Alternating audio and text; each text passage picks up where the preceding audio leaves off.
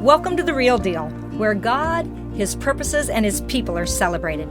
I'm Rachelinouye, bringing you encouragement through real life, people, and their stories. It's The Real Deal. Hey, let's get started.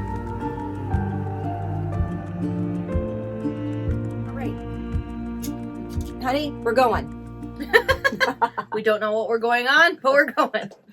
Okay, so everybody, we have another episode of Coffee Conversations with Rachel and Grace, and this time we're in the Cludio. We are in the Cludio. I've always wanted to be here. We'll be in the Cludio. Feel so included. So you are so included, number one. And number two, we are going to take it wherever it needs to go. We have no idea. So this is our third one, I think, that we've done. Whether they're going to be in the order that we've recorded them or not, you guys will just have to see because we're not sure.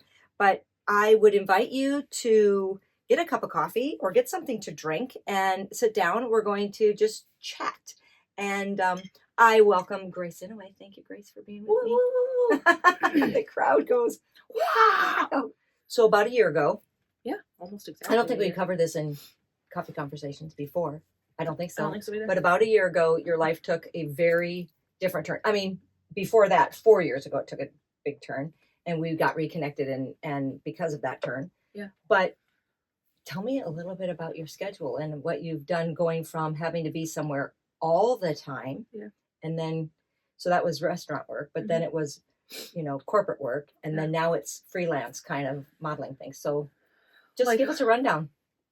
Of like my schedule now? Sure. Whatever you want. Well, there isn't really a schedule. There isn't really a schedule now, but it does feels very, very different. There's parts of me that knowing that I was leaving the office and transitioning into freelance work, I was really anxious about being super bored because I was working all the time, running businesses and doing office work and not just 9 to 5. I mean, like that's the normal office hours, but then I'll be doing stuff from, 5 to 10 otherwise. So yeah, I think I thought I was going to be really needing things to do, and I've just found in the last year that my time has gotten so filled with so many different things, and I've even watching like redemption over different experiences and memories, and getting to go up north for a couple days, or like just things that I have the freedom to do, and not just because I don't have a job. It's just more even mental freedom and emotional freedom and the ability to just go and do things having nothing to do with anybody else other than I wanted to do it. And that's probably the biggest difference. I'll give you an example, then you think of another one. Mm-hmm. One of your examples was I don't have the same responsibility with a pet or a job. And so I went to the farmer's market on a Saturday. I found myself on a Saturday morning at the farmer's market. Now that sounds like, well, can't anybody? But everybody depending on what their schedule is, you may not be able to go to a farmer's market. I so hadn't. That was one time. I've lived in Grand Rapids for 11 years this month. So, and I have never gone to the farmer's market on a Saturday morning. And so it sounds so trite, like something that somebody would just naturally be able to do every weekend. And that's great. And I probably could have long before a couple weeks ago when I did. But the fact that that's what I'm saying with the mental space. The fact that my brain was now able to be like, oh, I have nothing to do this Saturday, so why don't I just go do that, And so I went and got sunflowers and hibiscus candles and a hibiscus plant. It was just a grand day. But yeah, so my schedule is very different. You sent me a picture. You had a lovely dress on, and literally just sounds like it's actually an event because it's not an event that you've had or taken time or been or that I planned for. Yeah. I'm just seeing these different experiences where I can do that, and I can go find a coffee shop that I never even knew was in town, or whatever it is. And so I'm really loving this stage. But then also on top of that, not even just locally in my town, but being able to do this, schedule a photo shoot in a different state on a Wednesday, and just being able to come and do that. And when are you going to go back? I don't really know, whenever I feel like it or whatever. To not have any time constraints or responsibilities that I have to get back for. It's just a very different feeling, but great. Mm-hmm, mm-hmm. But great. What else has happened within that year where you transitioned from a different type of work, then the second type of work, and then now freelance? Is there something else that's really changed? It's been incremental, and it's been over 365 days. I realize that, but what is like another thing that stands out? Not just the farmer's market, but what else have you I mean, I think the biggest and most obvious change is financial provision, and I just don't think anyone thinks through. So back up. When people go to high school, go to college, get a job, it's like the natural transition of their life, and they don't think about the fact that, I mean, they think about, I need to pay bills, so I need to get a job that makes X amount of money. You know, they think about those things, but they don't think about the fact that, you know, I could be 30 and then not do that. You know, it's almost like you get into it and then that's your life for the next foreseeable future. And that's awesome. But I had the very rare, I think, in my opinion, very rare experience where my teens to my 20s was spent locked down in a huge responsibility of business. And now I'm taking time to do things for myself and figure things out. Like the 20s and the 30s are almost flipped a little bit. They're kind of swapped. And so to go from, I guess my point is that I think a lot of people have some sort of just traditional structure that they go through, and they don't think about the fact that, no, I'm needing to set myself up for responsibilities. It naturally comes because you naturally get a job after school, yada, yada, yada. Whereas now, because I'm a freelanced independent contractor, or whatever you want to call it, I'm now coming from a salary, coming from a regular paycheck system to not, and having to figure out how to still maintain bills, living in the same place, and budgeting very differently than I ever had to budget before. And finding that there's nothing lacking. Like there's nothing that I had in the past 10 years that I can't have now. Wow. And then even better, because I'm going to the farm, like I'm having more experiences and whatever. So there's nothing that I'm wanting for nothing, I guess is my point. And I never thought that stepping out of my job last year, that would be the experience that I had. I was like, we're going to have to, you know, buckle down and strap in and figure out budgeting and like, pinch pennies and nickel. I just haven't know that. God's been really faithful. So cool. Because instead of stepping into the unknown, which you are stepping into the unknown, you're actually leaving what feels like this security place into the unknown. But it's also been foundational. Like there's something underneath your feet. The next steps have been firm. They've been places that you've landed, which is really good. So this just popped into my head, and I don't know how many people are actually going to understand this reference because it's a kids movie, and that's just totally how your jam. I love kids movies. I don't know if you've seen the movie Onward. It's an animated movie about two brothers that lose their father, and they have to go adventure back through their father's life to figure out this whole story or whatever. I don't even remember the whole plot. But anyway, there's something that came up on my feed the other day of a clip from that movie that was just so applicable to my life, and I think a lot of people's lives, about trust. So anyway, to make it really compact in stories, they have to cross this ravine. I mean, it's a huge cliff, and there's nothing in between. There's no bridge or whatever. So they have to go to the other side to then lower the bridge. And they have this magical staff that their dad left to them that they didn't know has magical powers. And when he's holding it, and if he believes in the power that it possesses, he can step across and like walk on water, right? So he can step across the ravine in the air, and you're watching him, his feet connects with air, and then you see this little blue lit up platform, like he's standing on solid ground, but he's not on solid ground. Yeah, right. And so his brother has this rope tied around him and is standing on the cliff like, if you fall, I got you. You know, and so just believe, you're good. Just believe. And he's believing, and he's holding the staff. And as he's walking, he's seeing these secure footing. And the brother is behind him holding this on the cliff, and he sees the rope start to unravel around his waist. And the brother that's walking across is like, you still got me, right? And he's like, yeah, I got you. Just keep going. Don't look back. You know, I got you. You just keep believing. And he's holding the staff, and he wakes it all the way across. And at the very last step, he looks back and sees that the brother's holding the whole rope. Like, I didn't have you the entire time. Been going. Yeah. And he made it across, but then he sees that his brother didn't have the rope, and he drops, but he grabs the cliff, and it's all fine. Sort of that's a picture for life of when you just step out and do something, like the footing comes when you're taking the step, not before. You're not going to see a path maybe directly laid out for you, and maybe you will, and that's great, but that's really been my experience. And I ironically just came across that like 2 days ago, and I was like, wow, that seems really fitting for my life. Is I've been taking the steps and watching them turn into something else, not knowing what I'm doing or where I'm going or what my next job is going to be or how I'm going to get paid, but I'm seeing things just come in, fall into my lap that are provision in terms of financially, and I'm just so excited to just keep walking. I don't know where it's going to be. People ask me It's like, well, so what's the good. goal? How long are you going to Yeah. keep doing what you're doing? I'm like, I don't know. Yeah. I don't know. It's so good because it's so the picture of faith. It's so the picture of faith because if you think about it, you have both the sovereignty of God marking the steps and the faith that we have to do our own thing. Right. Like he's got you, but you keep walking. Right. And, you know, when I see in scripture, there's times where a lot of times we wait for God to move for us to move.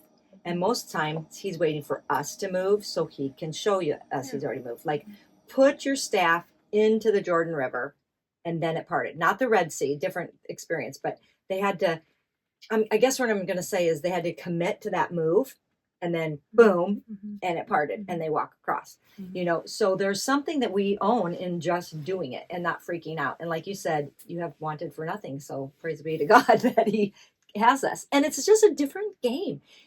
Game meaning like you can't plan every 2 weeks I get paid X or I know this will come in. You plan to be surprised and it keeps happening. Totally. Tell about how, at least you've told me, you kind of testified about how you can be on a job. Sometimes you'll have something coming after that job, but sometimes you'll be on a job and what will happen? Well, so in the past year, almost every time I'm on the last booked job, before the day's over, I will get another email for, hey, are you available for this? And I can say yes, because I don't have anything else booked. It's not just been once or twice. It's been probably a dozen times that I will book something else before I leave that current job. So it's almost like God's being like, I still got you. Yeah, trust. You know, trust. this might be 3 weeks from now, but at least it's 3 weeks from now. And Sure. then something might come in between that and the next 3 weeks. And then when I go to that 3-week event or whatever it is, then it's like something next week or something the week after. So it's been really cool. I never really thought that in the past 10 years, obviously I never thought that I'd be where I am now. Thank the Lord. But also mentally, financially, I never thought that I would be more excited being where I am now than where I was in security then, because it's like and my friends and people that knew me in the past 10 years would say when they knew I was, you know, leaving the situation I was in, they'd be like, why would you possibly leave that? Why would you possibly leave that security? Why would you possibly leave that life that you could have had? And it's like, financial security is very important, but it's surely not everything. And it's that situation like I was just talking about with that movie Onward is like, I know he's got me, you know, and I'm taking the steps regardless of whether I know that the rope's securely on me. And that's much more of a secure feeling than knowing how much money is in the bank. Yeah, but that he might not have you. Or he always does, but I mean, yeah, that illusion of, that's really good. Yeah. Yeah. So let's just talk about the differences in just your mindset then. Do you have a difference? I guess what I'm saying is you wake up and you maybe don't have the same security or same financial things, but does it feel like there's a window's been open and there's fresh air? Does it feel like, wow, there's so many more possibilities? Does it feel less constricting and more open, or is it less constricting but a little more unknown, so scary? Or I don't even know exactly what I'm asking, but it's definitely, it depends on the moment. I think I've felt certain circumstances where I can feel uneasy not knowing a year from now if I'm going to be able to afford rent or whatever it is. Like, there's definitely feelings. I'm not going to say I've been perfect in my trust at all. There's definitely been certain situations where I feel like I don't know how this is going to work, and I'm really anxious about that. But day to day, the biggest thing that I can feel, and I've told you this on the phone many times, is I wake up and I'm excited for whatever I'm going to do that day. If it's work, great. If it's not, if I'm just meeting with some friends, which is also another thing that I was never able to do. Not because I was restricted from doing it, but I just didn't have the time to meet with people, and I'm just meeting with people and setting things up with random friends that I haven't seen, or, you know, just being able to actually fill my cup with interaction and experience with people is another thing that's very different. But yeah, so I just wake up and I'm excited for whatever my day holds. And it could even just be drinking a cup of coffee, taking a walk, doing a puzzle, reading a book, and that's it. Like, that could be my whole day. And for some reason it's so enriching, probably because I didn't have any of that for a really, really long time. And so, I mean, you know this, my boyfriend will make so much fun of me because he's like, you just sat there and stared at the wall. It's like, yes, it was fantastic. Yeah. I loved it. You should try it. My grandpa called it, I just get to sit and look. Yeah. Well, he And was say not, smart people aren't bored. yeah, he would say that smart people aren't bored. Well, he wouldn't just sit around. Right. Like even to this day, grandma will say that, man, he was just always busy. You know, I can hear the screen door Yep. opening and In his closing to the garage Yeah. to go, you know, get a little piece of metal to go put a little brad that's going to be on the walking stick, you hear back and forth. So he was always busy. But when he was retired and when he was doing his own thing, and then obviously in the later years, he actually enjoyed where you could just sit and look out your window. And now I call grandma and she's like looking out her window, looking at the birds that are on the bird feeder. Yeah. And she'll tell me, I saw a goldfinch today and I saw a purple grackle and I saw this and that, whatever. But sit and look. Our world doesn't give you stars for that. They don't say, wow, you sat and looked. It's like the busier you are, somehow that's better. That means you've More accomplished success, when more, God yeah. says be still and know. Mm. So you have that ring. Yeah. Yeah. So is that part of it for you? Was that ring just like a symbol or was it, oh, I think it's cool. I mean, Both. don't make it more than No, it is. both But for sure. I saw it, and you can pick different styles. I mean, there's ones that are, I know the plans I have. There's all these different things which that was the girl's tattoo today that was waiting on us at breakfast. Yeah, but yeah, I think that's honestly that's part of it. Because when I was looking through them, I'm like, that's applicable to me, or that's something that I've been really feeling. Is just that what you just said, which is so fascinating that you just brought that up. Yeah. But yeah, be still and know, you know, and be frantic and guess, or be still. Yeah, but I think it's definitely. I know lots of people that are afraid of having what they would say in quotes is an idle mind. Oh yeah.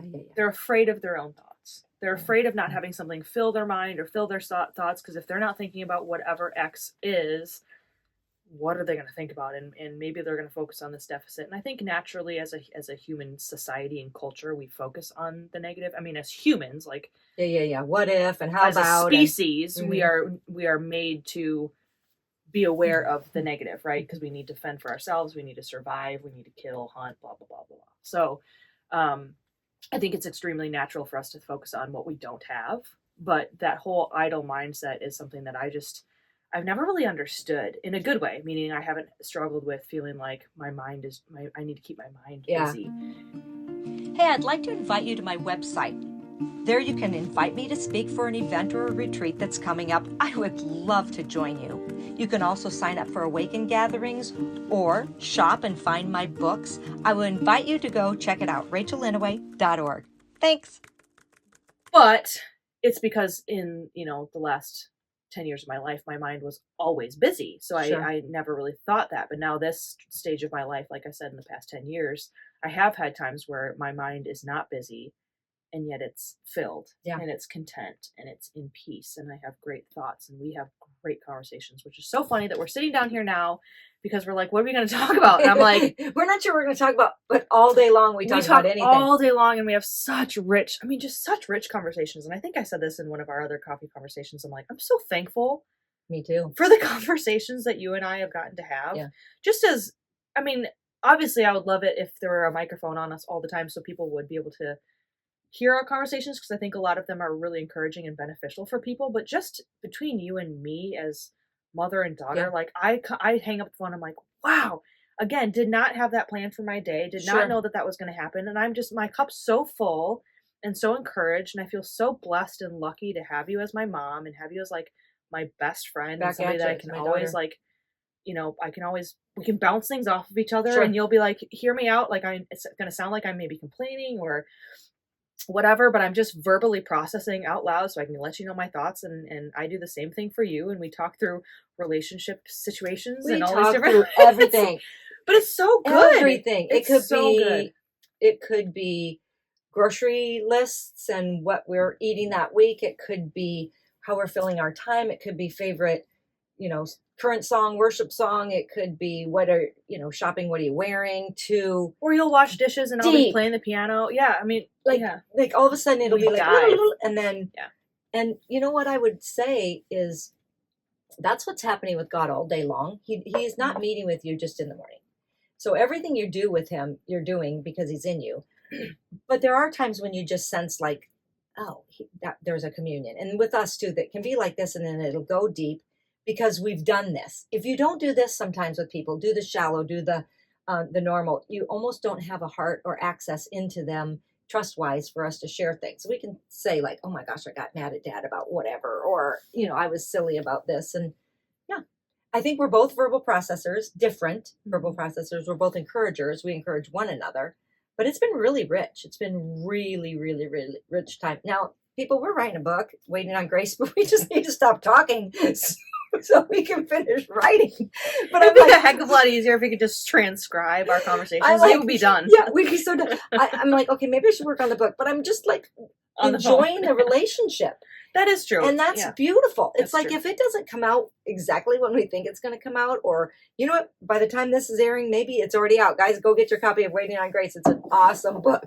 But it's partly because not an interruption, but an insertion of us just doing life has happened. And that's really fun. That's a fun delay if it's a delay at all. It's not really a delay, but you know what I mean? It's been good. Yeah, 2.5, 2 and 8 months, or whatever you want to call it. I can't believe it's going to be 3 years. Okay. Anyway, a little over 2.5 years ago when we got reconnected and you told me that you were writing this book or whatever, and you wanted or thought or whatever that I could add my side to it or whatever it is. I was like, that's such a great idea. I can't wait to get started, and so it can almost sound like, okay, but what happened after 2 years? Like, why is this not out yet? And it's like, it's become so much more rich to read the pain and the things that you went through on this side of it. If I had just started to write my chapters in the first 4 months of us reconnecting, I don't think it would be even as weighted for us to then publish to people. But as we've been editing it and going through back through your chapters and going through the things that you experienced, it's just been, and I love your heart. You always are like, I'm sorry if this is hard for you, or I'm sorry if this, I don't ever want to make you feel guilty or make you feel whatever. And I'm like, you don't understand me having the insight into how painful and how hard things were for you makes it so sweet to just be sitting here right now, and having these conversations and knowing that you didn't have me, but I also didn't have you, Right. So it's like, it was both sides. It's so beautiful to be on this side of it and then be able to have conversations that we never thought we would have, and go back through that pain and go back through those experiences rather than feeling like, here's all that you missed. It's like, look what God brought us through, Yeah. And so that's just been so sweet. So I guess my point is in the past couple of years that people could say, or you could say, that it's been delayed. It's really just been enjoying the richness of the story and having experiences where we're like, this is redemption. You wrote, God, I want to go shopping with Grace. We just were shopping last month with Aunt Sharon. Like, it's like, this is something that's actually being redeemed in front of our eyes. And if we don't pay attention to, for this we've prayed, you almost miss it. And so it's so true, because we are living the very things that our heart was wanting, yearning for. And the other thing is that it was Drake Michelson, when you got reconnected with Maddie, that said, you guys are going to have a Waiting on Grace book, but I really believe that there's also going to be a Walking with Grace book, because there's so much that we can't keep writing stories. Or the book will be like 5 volumes long, because God keeps doing things even in the now that are more of the Walking with Grace, because now that we're walking together, there's a thing. But okay, so I think I put this on my Instagram last week or something, but it is interesting. 1 Peter 5. I'm going to look it up on my Instagram. 1 Peter 5:10. 1 Peter 5, verse 10. Okay, yes. So, 7 is the one that we always talk about. Cast your cares on God because he cares for you. Or in my Bible, it says, casting all your anxieties on him because he cares for you. Be sober-minded, be watchful. Your adversary, the devil, prowls around like a roaring lion. He's not one, by the way. There's a Lion of Judah. Like a roaring lion, seeking for someone to devour. Resist him. Firm in your faith, knowing that the same kind of sufferings are being experienced by your brotherhood around the world. Here's 10. So 1 Peter 5:10 says, and after you have suffered a little while, the God of all grace, who has called you to his eternal glory in Christ, will himself restore, confirm, strengthen, and establish you. Wow. So God's the one doing it. Anyway, when you said, I was without you, you were without me, and that you never thought we'd be sitting here. Like, your thoughts did not entertain that this would be happening. For sure. But it says, after you've suffered a little while. Okay, that's the part I think we try to control. we try to direct. How long is a little How- while? Like I used to say, how long train is up the child 24? the way they're going in the, and when they're old, they'll not They will depart be from wise. it. Hey, how When do are you they old? define old? How do you define, how long, oh Lord? You're What, 10. how do you define long? Yeah. How long, oh Lord? But we live in a society where you literally can order something, you can go through the drive-through, and on the other end, somebody can have a cooked chicken sandwich. Like it didn't, you know what I mean? Because they were already starting the process of cooking before you came, because they know they'll sell X amount of cooked chicken sandwiches or whatever. Mhm. We're so used to. So what is, and after a little while, he will strengthen you, make you firm and steadfast. Well, we don't get to pick that time. We didn't get to pick this time, Grace, but we are living in the redemption part of that he restores the year the locusts have eaten. Somebody asked me the other day, oh, it's so great that she's back. And I'm like, no, seriously, God is restoring years. And some of those years are being restored by conversation, long conversation, or just hanging out, because it's like he's packing the amount of time that we maybe would have talked over a week's time in the past is getting done in days. You know what I mean? It's totally. It's a time warp, weird, fun, wonderful thing. So my brain is all over the place. But one thing I want to tell you is I'm grateful that you did what you did to start doing the job that you're doing. Because in the future, you will know I seized the moment to be modeling both hand and recognizable content and taking and going wherever and however, because in the future, you will have things that tie you down differently that you can't have the schedule you have now. And I think it's just beautiful that you're able to do the unknowns now. This, like, and you've even said I get to take trips, or I get to go places, or I get to do things that not everybody my age gets to do, but God is almost like paying me back for the years. For the 20s that I didn't get to do that. Yeah. No, for sure. And that's the other thing that I'm trying to do. You inspire me is what I'm saying. Oh, so thank you. Thank you. Back at you. But that is the other thing that I'm trying to mentally and physically and emotionally sit in this time and enjoy it and soak it up, because like we might have been prior wanting what's happening right now. You know, like I'm wanting what's going to happen in the future, whether it's being a mom or being married or whatever, all those different things. And so I'm also trying to embrace what God's doing right now for that time. So then I can, 7 years from now, look back with a baby in my arms being like, Mom, we prayed for this. And just to see all these different things and just the ways that, I don't know, just the ways that God redeems things without you. He's too good. Like it's too funny to watch him do things that, like you said, I would have never imagined us sitting here. I would never have imagined us having the relationship that we have. Even Jan today was like, gonna say, she's like, I gotta be honest. I did not see what you saw. Like, I did not have the hope for what you were hoping for. Like, I was like, this is a lost cause. And I'm thinking that, like, me too, in certain circumstances. But not only did I not think that we would be back together as a redeemed family and a redeemed relationship, but the quality of our relationship is so precious to me now. Like, I wouldn't trade it for anything. And frankly, like, we had to be refined in our own ways, in our own walk with the Lord, in our own relationships. I think I said this for your anniversary that you and Dad just had a couple weeks ago. Your relationship and your marriage has stood the test of time and circumstance. And it's just been so beautiful. And not that I would ever wish anything like this upon anybody else, but the fact that you two remained faithful in your marriage and remained faithful to Jesus through the situation that our family was put through, I wouldn't trade that. Like I wouldn't want the pain for you guys to ever have to go through that, but I also wouldn't trade the ways that God's made your relationship as strong as it is. And that doesn't happen for a lot of people. I'm just so grateful that we have that experience, even though it was hard. And I'm personally so grateful for the things that I've gone through. Obviously, I wouldn't want to go through them again, but I would. Yeah, me too. To lead me to where I am right now. Me too. I don't have the relationship that I wouldn't have had the relationship that I would with Christ if I hadn't gone through refining. And, like, just knowing, like, having the knowledge is different than knowing and having the experience. And I've experienced God in ways that I never thought that I would, whatever. And even like Jill Briscoe today saying, that's the day I met Jesus. Yes. It's like, once you have that, nobody can ever take that away from you. Nobody can ever take that away from you. Or somebody can say like, that didn't really happen. Yeah, it did. And so when something's real for you, it doesn't have to be real for anybody else. And Sure. I've met Jesus. Jesus has met me in real ways that even in the moment, I don't think I was understanding. You know, there's certain moments that you always talk about. Tears mean something. You know, like pay attention to what brings you to tears, because there's something going on in the spiritual realm.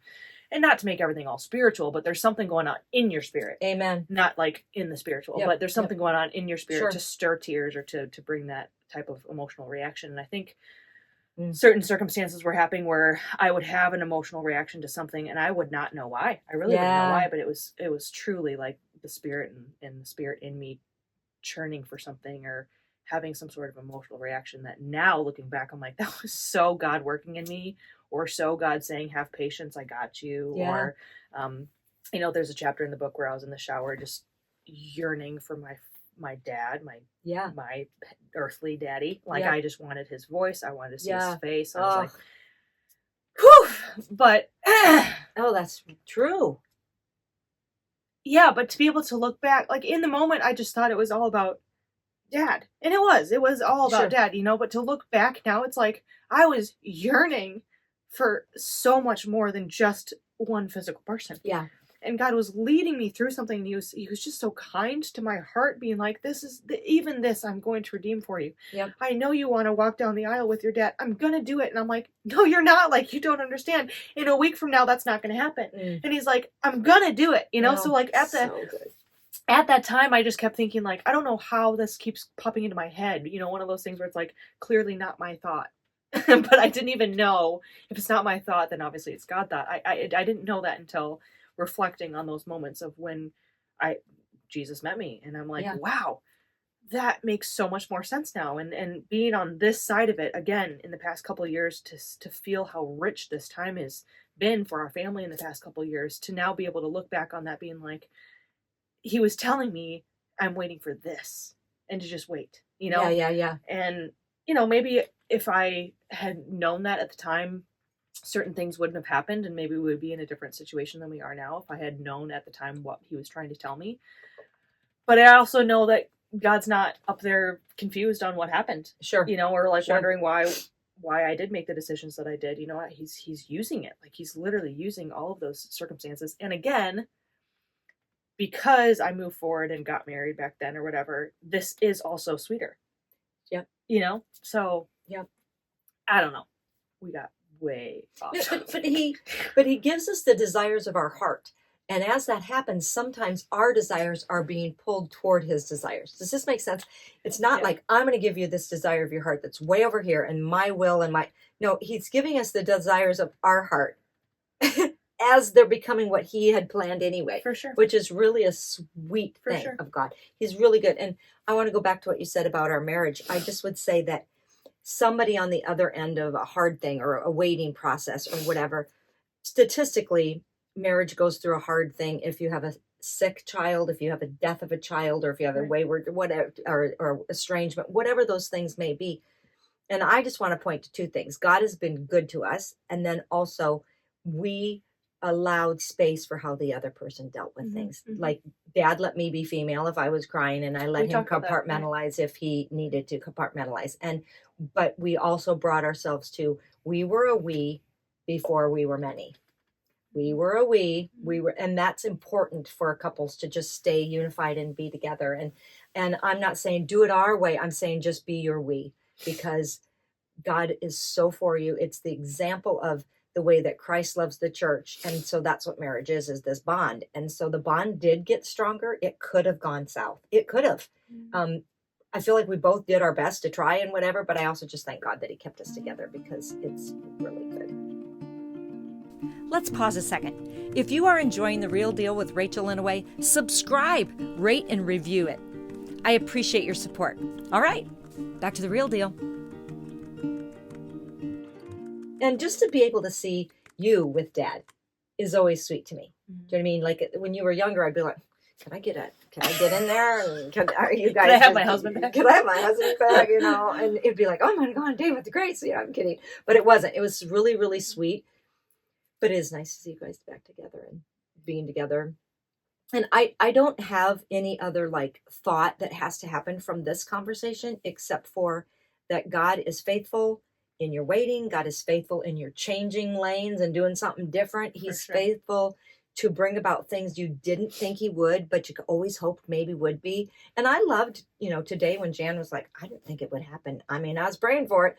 Isn't that interesting? And then there's also the part where, like you said, sometimes faith is no longer faith because it has become sight, and you just know that Jesus meets you, or that he's going to do what his word says he's going to do. And in my circumstance, whether it's with your situation or when I stand and pray for somebody that needs healing or whatever, it's easy to go, God, I see all this empirical evidence right here. I don't think it's going to go your way, but then make this thing bow to what he says. Like, be healed in Jesus' name. I see this skin disease going on. This morning I prayed for somebody. Yeah, you're not ignorant. You see I it. understand You're not it. in denial. Right? Yeah, she hasn't been around in 7 years, but this is what you say.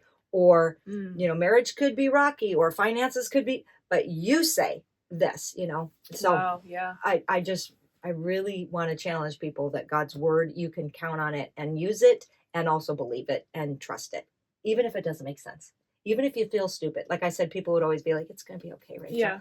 If Grace ever comes home, and I've had, one girl goes, and then you said, hey, Carla, it's not if, it's when.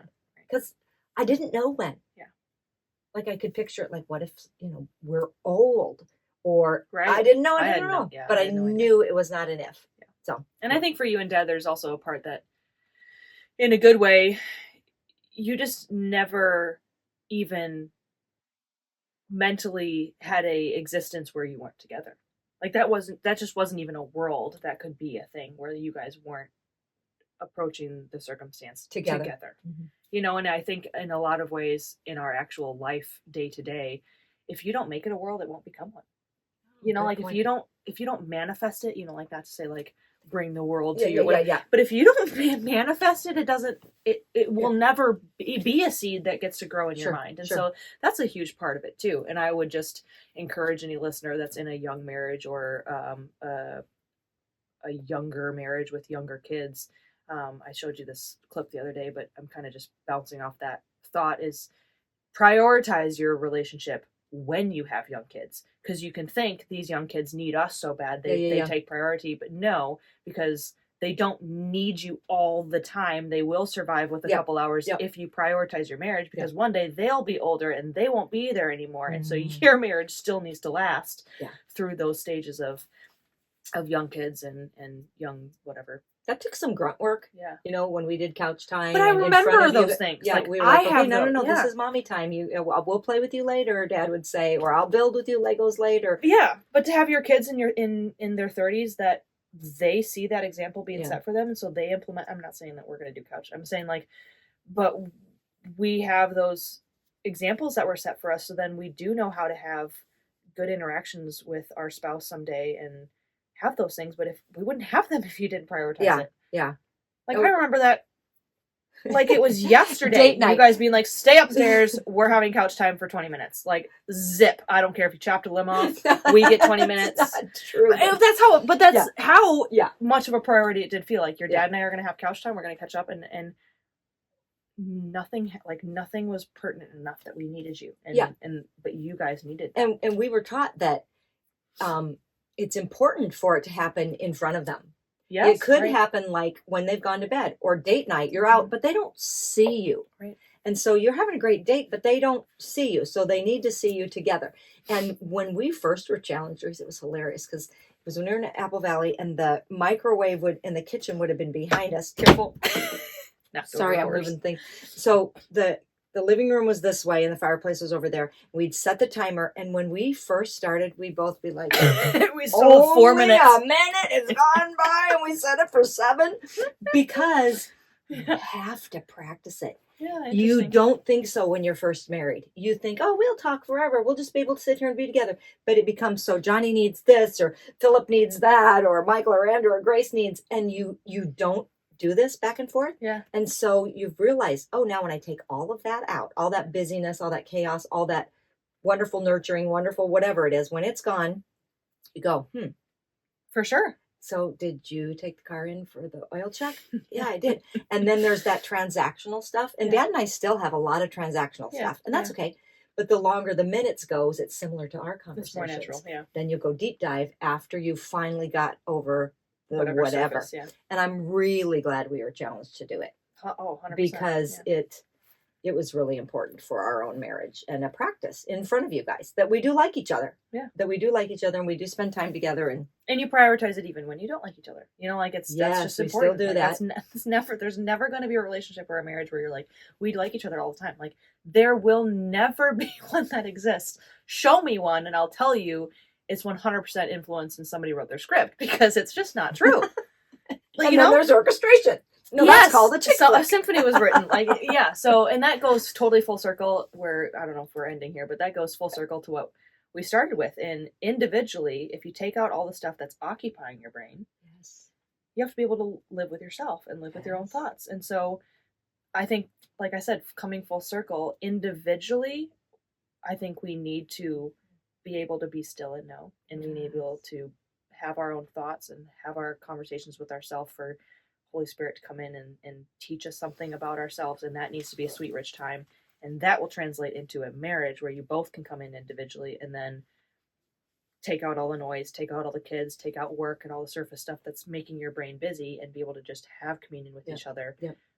Because individually you have time that's rich for yourself. Yeah, we've learned it. Yeah. And you've learned it. And that's a habit that's pays off. I was just going to say, Grace, I have a friend, I don't need to name them, but they cannot quiet their mind.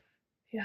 Music going, something going, a bazillion phone calls going, a lot of, and it's not just ADD, but what I'm saying, it's a lot going. And it's a judgment on my part, but everybody's brain works differently and everybody has a different size boat of what they can carry. So that's not what I mean. But the idle mind, keep it busy so that you don't go into whatever, or keep it so busy so that you're not penetrable. And I don't want to think about my thoughts and I don't want God to talk to me. Right. And the thing is he'll talk to you in your dreams. Right. Because he knows I'm going to lie down and you're not going to be able to do anything. So I'm going to insert my way to talk to you because he so wants to talk to us. He so wants to guide and direct us. So I think it's really important what you just said and being able to have some brain space. And you didn't even like at first when you first moved. I couldn't sit having time at home. You get up and leave, right? Or I would do something. I would go wash my car. I would go vacuum my car. I would go walk around the grow. I couldn't just sit at home and be by myself. I didn't know how to do it. I had to be accomplishing something or be checking something off my list. And again, was that out of habit or was that for value? Like I'm not valuable if I don't do both. X, if I'm not achieving the stuff that's on my list, I'm not successful or I'm not accomplishing anything or whatever it is. But then on what you said is it's also like I don't know how to just be by myself or like make decisions solely because I wanted to make this decision. And how do you like your eggs? Like that movie. Like I need to figure out. It's like I need to figure out what it was for me, and I literally, by the grace of God, had a transition period, which led me through multiple different stages of separation or from like reintroducing myself to myself. You know, I had stages of, you know, full on working to sort of working to office working to this whole stage of life. And so it's been his mercy and kindness leading me through those different things, because at first I was lucky enough I wasn't able to sit at home, but I was going to work, you know, so it was almost like I didn't have a mental breakdown because I was completely without a job, without a home, without all these different things. But now I don't have that job, and I've just been able to see these different stages of it's been leading you. My quietedness, you know, not just quietness, but my quietedness in my own spirit, in my own heart, in my mind, of like literally treasuring the time when I can just be. And I don't know many people that are like that. And I understand people say circumstantially, we have kids, we have, you know, whatever. I work in construction, try to find a quiet place. Okay, you know, like. But quietness isn't only lack of sound. It's quietedness. Yeah, it's not lack of sound. You can be in the middle of something and you still feel that peace within. Right. Similar to you can be lonely in a crowd. That's the converse, you know. So it's an inner. I'm in the eye of the storm. The whole hurricane could be going around me, but I have a peace within my heart, and I'm able to be quiet. Yeah, and that's a state. That's a literal. I can literally feel the difference from one to the other in my own self. And it's such a blessing to have that now. And I challenge a lot of other people to find that and to have that, because I don't think in our society, in our culture, my generation, I don't know a single person that's really practicing that. I really don't. And so that's something that I would definitely challenge people to practice. And it's not easy. Like, it's so uncomfortable when you first start. It's so hard to figure out, but if you practice it, it becomes more natural. Be still and know that I am God. Yeah. So good. Well, I think we covered it. I don't know. I mean, we almost have like, wait a minute. We kind of have like a marriage one. We kind of have like a schedule one. Stop and start. We'll record another one. Change your shirt. Wait, we're on topic number 2. Yeah. Should we change it? Wait, I was wearing those earrings. I'll put my hair up. Let's go. Another podcast. We actually could do that. We could do that. And you would never know. You never know any better. This is really rich. So thank you. Thank you. I'm just going to pray for whoever's out there, and we'll be done. Mm-hmm. And we can maybe do another one. Who knows? But thanks, everybody, for joining us for Coffee Conversations with Rachel and Grace. Spoiler alert, I had vitamin water the entire time. Spoiler alert, I have water. So if you thought my coffee was purple, psych! It's fine. It's in the middle of the afternoon. We're already done with coffee for today, had but like it's 4 still a cups coffee. of coffee. I need some literal electrolytes now. I've dehydrated my system. So much coffee. Mom's like, you want to have a coffee conversation? I'm like, without coffee, I will be bouncing off the walls. Ain't nobody like to see me on coffee. I already had some coffee today, and I usually drink decaf. So anyway, God, thank you for this time. Thank you for grace. Thank you for your love for both of us. And I just pray over the audience, God. I just thank you that all of us can be still. Even if it's a training process that you're trying to bring us through, be still and know that you're God. And so we love you, and we thank you, God, for this time. I pray a blessing on Grace and on Rachel, but I also pray, God, that you would just bless whoever's listening or watching today, that there would be a sense that no matter what the steps are, you've got them, and there's a sure foundation beneath their feet, and under them are everlasting arms. And so God's got you, and he's good. And I pray, like my dad did, that for everybody listening to this podcast, God, we just pray that you'd help us to be the best we can be. And we'll thank you in Christ's name. Okay, that's another episode of The Real Deal and Coffee Conversations. Thank you. That's a wrap. That's a wrap. You've been listening to The Real Deal with me, Rachelinouye, helping people celebrate their significance and the genius of God in them. Audio engineering by my husband, Michael Inouye. Thanks, babe. Theme music by Andrew Grace.